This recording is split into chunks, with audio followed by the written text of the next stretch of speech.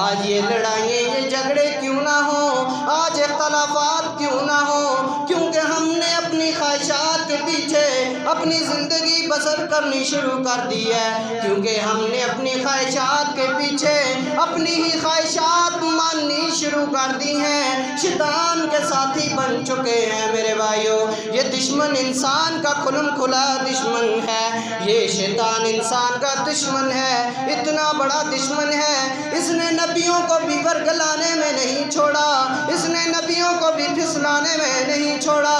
اس انسان کے ساتھ شیطان کی دشمنی کی سب سے پہلی تاریخ اللہ رب العالمین کا قرآن ذکر کر کے فرماتا ہے، فرمایا اس کی دشمنی سب سے پہلے حضرت آدم علیہ السلام سے ہوئی تھی، جب اللہ رب العالمین نے قرآن کے اندر اس طرح سے نقشہ کھینچ لیا ہے۔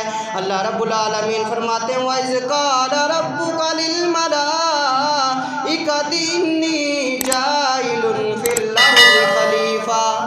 اب شیطان کو ایک دل کے اندر کھٹکا محسوس ہوا، اب یہ میرے ساتھ کیا ہونے والا ہے۔ اللہ رب العالمین فرماتے ہیں وَإِذْ قَالَ رَبُّكَ، جب تیرے رب نے کہا لِلْمَلَائِكَةِ إِنِّي جَاعِلٌ، فرشتوں سے کہا فرشتوں إِنِّي جَاعِلٌ فِي الْأَرْضِ خَلِيفَةً، میں اس زمین کے اندر ایک نائب پیدا کرنے والا ہوں، میں ایک خلیفہ پیدا کرنے والا ہوں، میں اس دنیا کے اندر ایک جانشین پیدا کرنے والا ہوں۔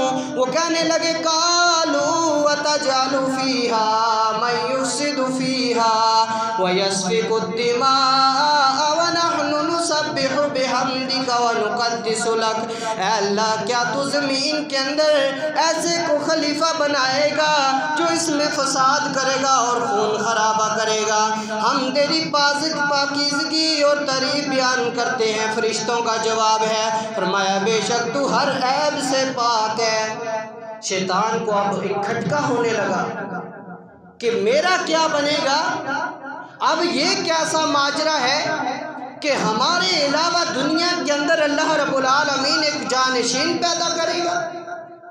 ہم تو بڑی عظمت والے، ہم بڑی فرشتے ہیں، ہمیں کیوں نہیں اس کام کے لیے پیدا کیا جا رہا، ہمیں کیوں نہیں جانشین بنایا جا رہا؟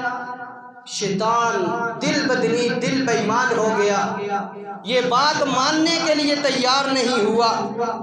حالانکہ اللہ رب العالمین فرماتے ہیں انی اعلم ما لا تعلمون، ہم زیادہ جانتے ہیں جو تم نہیں جانتے۔